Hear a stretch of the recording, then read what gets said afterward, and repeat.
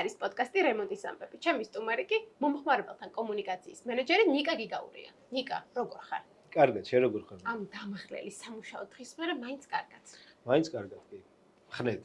ხნედ ხარ ესე იგი. სტილო. მომიყევი. ახლა როგორ აღმოჩნდი Rinox-ში, როგორ დაიწყო შენი კარიერა ამ კომპანიაში და რატომ მოერჩია ეს კომპანია? ვნახე. ანუ სანამ ამ კომპანიაში მოხვდებოდი, მე მანამდე მსგავს სფეროსთან შეხება არ მქონია. ნუ გარდა იმისა, თუ არ ჩავთვლით, რომ მე თვითონ რაც გამიკეთებია ჩემი სახე. შესაბამისად ის იყო ჩემთვის ძალიან საინტერესო გამოწვევა თავიდან და ზუსტად ამიტომ გადავწყვიტე, რომ დამეწყო აქ მუშაობა. ერთის მხრივ ანუ ეს არის სფერო, სადაც შეგიძლია ადამიანის სურვილები და ის საცხოვრებელი გარემო აქციო რეალურად, რაც ვფიქრობ ძალიან ისეთი მნიშვნელოვანია და სასიამოვნოა, როდესაც ადამიანს ამის მიღწევაში ეხმარება. და როგორია შენი ერთი დღე კომპანიაში? ან პროფესიული თვალსაზრისით როგორ იწყება შენი დღე? თავიდან ბოლომდე მომიყევი ყველაფერი. ყველაფერი გაინტერესებს. ყველაფერი მაინტერესებს. დილით ვიწყებ პირველ რიგში ყავით, რა თქმა უნდა, მოვდივარ და ყავას ვიკეთებ, რაც მოძრაობს თავის კატეგორიაში შედიხარ, რომელიც ყავის გარეშე ვერძლებს. არა, ვერძლებს არა, მაგრამ სასიამოვნოა დილით ვფიქრობ. აჰა, ენერგიას გაძლევს ხო ყავა ესე? ცოტა-ცოტას კი, მაგრამ მაგის გარეშეც შემიძლია. და რა ხდება შემდეგ? აი, რა შენ საქმეს? გიყვარს ყავა? არა, მე არ მიყვარს ყავა და ყოველს უყვარს ხოლმე მართლა არსო. არა, მე ყავას არ ვშრომ და ცხოვრებაში არ ნამილავია არასდროს. არასდროს? არასდროს. შემოეს ნოგასინჯოს სადღაც. გავსინჯო? ცხოვრებაში ერთხელ მაინც. ღირს. ალბათ კი.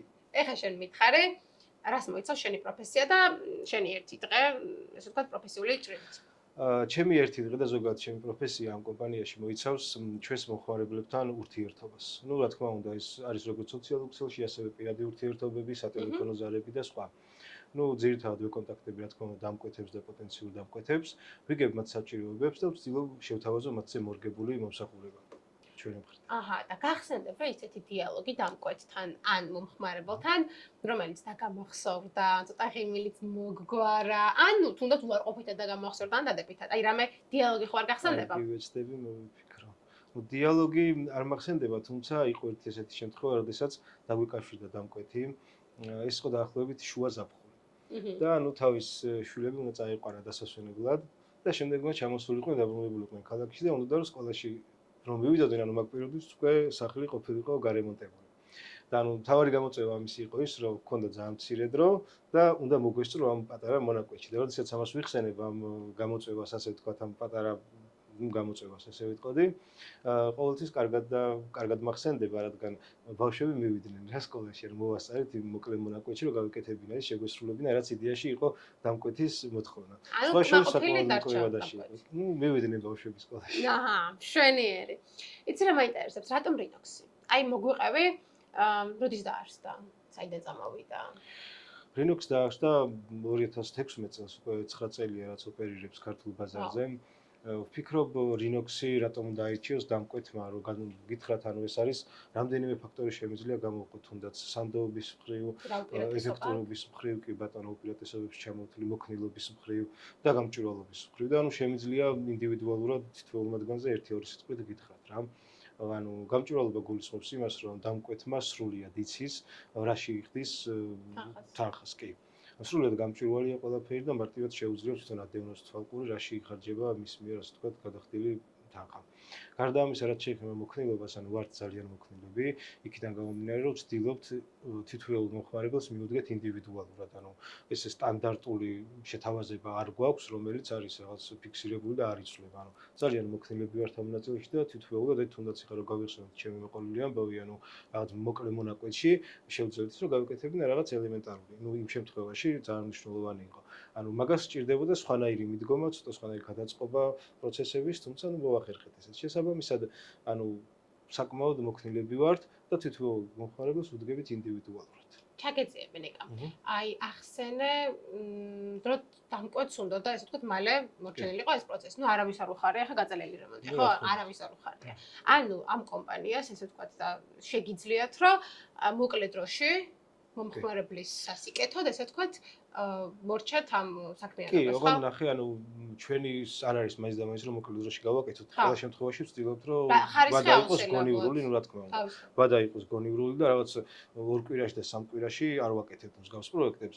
თუმცა ეს პროექტი იყო ხრივ რომ უფრო მეტად ბევრად მცირე დროში გავაკეთეთ, ვიდრე რეალურად ჭირდებოდა. შედარებით მცირე დროს გულისხმობ ამას.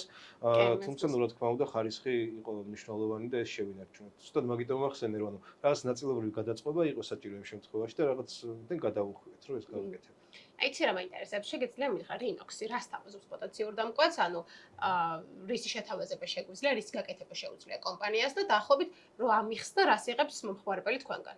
ანუ როდის უნდა დაუკავშირდეს რინოქსს, რა როცა ჭირდება. რინოქსს უნდა დაუკავშირდეთ მაშინ, როდესაც გჭირდებათ თქვენი სახლი იყოს იდეალურად კარგი, გარემონტებული, როდესაც გჭირდებათ ინტერიერის დიზაინი, რემონტი ან ავეჯი. ანუ მარტივად რომ ვთქვათ, სამ ძირითად მომსახურებას თავაზობს რინოქსი. ეს არის ინტერიერის დიზაინი, კი. სარემონტო მომსახურება და ავეჯის დამზადება. შენ ხომ არ გინდა რემონტი? ჯერ არა. მინდა, მე რემონტი კი, მინდა, გამიკეთებ. ნახოთ. დაგვირეკეთ, დამირეკე რომ დაგირეკა და გამიგედე იზოდე რემონტი. ნახოთ მოვიფიქრე. იცი რა მაინტერესებს? აი, ბევრი მომხმარებელი ყოლია და აი, თუ არსებობს მომხმარებელი, რომელიც სხვანაირად დაგამახსოვრდა და თავი რაღაცნაირად დაგამახსოვრა. სხვათა შორის ახლა კიდევ არ ყოფითი გიდადებით, ყველაფერი მიხარი. აქ ხო იცი? ჩვენიანები არის. ვისაუბროთ ღიად, ხო? ღიად აუცილებლად. ანუ რომ ვკითხე სხვათა შორის ახლა ისე უშუალოდ გამახსენდა ერთი დამკვეთი, რომელიც იყო ადამიანი, სხვა შორის არ არის ქართველი რა. ქალბატონი არის და ამ ადამიანს 18 ქვეყანაში აქვს ბინა, სახლი 18 სახლი და ერთ-ერთი მათ შორის საქართველოში. შენ ვსაუბრობ? თქვენზე არა, თუმცა გიშურვებთ რომ გქონდეთ, თქვენს ხომ არ გაქვთ? თქვენს გაქვთ. 18 არ 17. 17. ჯერჯერა. არა უშავს. სადაც 17 იქაც 18 მე 18 გახდება იქნება აუცილებლად. ხო. ხო და ეს ქალბატონი 18 ქვეყანაში ქონდა სახლი, ერთ-ერთი საქართველოში და ჩვენ მოგვიწია, ასე ვთქვათ, მაგის გაკეთება. სხვა შორის პროექტი იყო ძალიან საინტერესო და და რატო დამამახსოვრდა ეს განსაკუთრებით იცი, ყველა სახლი, ის ინტერიერის დიზაინი, ინტერიერის დიზაინი რაც ქონდა ამ 18-ვე სახლში იყო ზუსტად იდენტური რემონტი, ფერები, მასალა და აქაც როდესაც ჩამოვიდა ჩვენთან და მოვიდა, ერთ-ერთი გამოწვევა სხვათა შორის მაგ პროექტის იყო ის, რომ ის მასალები რაც მას უნდა მოგვეძიებინა სხვადასხვა ქვეყნიდან, რადგან საქართველოში ყველა ვერ მოიძებნებოდა ფიზიკურად, რადგან ერთი სტილით, ერთი პროდუქციით, მსგავსი მასალებით კი არა ფაქტობრივად იდენტურით, ქონდა გაკეთებული ყველა ქვეყანაში. შესაბამისად, საქართველოში ყველა ვერ მოვიძიეთ, შესაბამისად მოგვიწია სხვა ქვეყნიდან მოძიება. და მაგ მხრივ დამამახსოვრდა, რადგან 18 ქვეყანაში აქვს ზუსტად იდენტური სახლები. შენთვის როგორია ეს მოგწონს? ერთნაირი გექნებოდა 18 ქვეყანაში? მე 18 ალბათ არც მექნებოდა, იმიტომ რომ არ მინდა. არ მინდა. შენთვის რა იყო იცი ამაში უცნაური? მე 17 ხო. პირველი კითხვა რაც გამიჩნდა ის იყო რომ ზუსტად იდენტური სახლები რატომ უნდა გქონდეს ყველა ქვეყანაში? რაღაც ძალიან ინდივიდუალური მიდიხარ რაღაც გონია რომ ეს და იგივე ადგილას. ხო, ინდივიდუალური საკითხია ხა ზოგს. თუმცა თავის ხელწერა. ზოგისთვის ეგ არის კომფორტი და შესაბამისად ჩვენ არავინ გვეკითხება. არა, რა თქმა უნდა. 18 მქონდეს და გინდი იგივე იყოს, ჩემონიკა. არ მექნება გასწავლებული უკვე. არა, 18 სახლი რაღაც გონია რომ არ მექნება, მაგრამ ღმერთმა თუ მომსაკიბად არა. ნიკა, მოდი ახლა ერთი პატარა თამაში ვითამაშოთ. ეს არის კი პოდკასტის ერთ-ერთი თამაში, ეს არის მითია თუ რეალობა. საინტერესოა დავიწყოთ. მითია თუ რეალობა, რომ მომხმარებელი ყოველთვის მართალია. ჩემი აზრით ეს მითი არის, რადგან ნახეთ, მსგავსი შეხედულება არის ზოგისთვის და მე ვფიქრობ ცოტა უფრო მოძველებულია ეს შეხედულება, რადგან თუნდაც ჩვენი სფეროდან, ძალიან მარტივად რო გითხრათ, მომხმარებელი ყოველთვის მართალი რო იყოს, ფიზიკურად ბევრ რამეს ვერ გავაკეთებთ, იმიტომ რომ ხშირ შემთხვევაში არის, როდესაც დამკვეთს აქვს ესეთი მოთხოვნა, რაც რეალურად, ტექნიკურად შეუსრულებელი, ვერ გაკეთდება. და ჩვენ შემთხვევაში ვერ არ არიან ხოლმე მართლები, მაგ შემთხვევაში და უხსენს დეტალურად და სხვა შორის ამ სფეროში ძალიან მარტივია დამკვეთს მომხმარებელს მიახვედრი რომ რაღაც კონკრეტულ საკითხში არ არის მართალი, რადგან ტექნიკურად როდესაც უხსნი, თუ რატო არ არის ესე პირობითა და რატომ ვერ გამოვა, მარტივად გვეთანხმებიან, რადგან ედნობიან ჩვენ გამოცდილებას, შესაბამისად მარტივად იაზრებენ იმასაც, რომ შესაძლებელია ცდებოდნენ. რეალურად მითია, ყველა მართალი ყოველთვის ვერ იქნება. შენ როგორ ფიქრობ, შენ როგორც მოხმარებელი ყოველთვის მართალი ხარ ხოლმე? არანაირად. არა. ადამიანები ვართ, არ აქვს მნიშვნელობა. თავისთავად მეც ვფიქრობ, რომ ეს არის ძალიან დიდი მითი.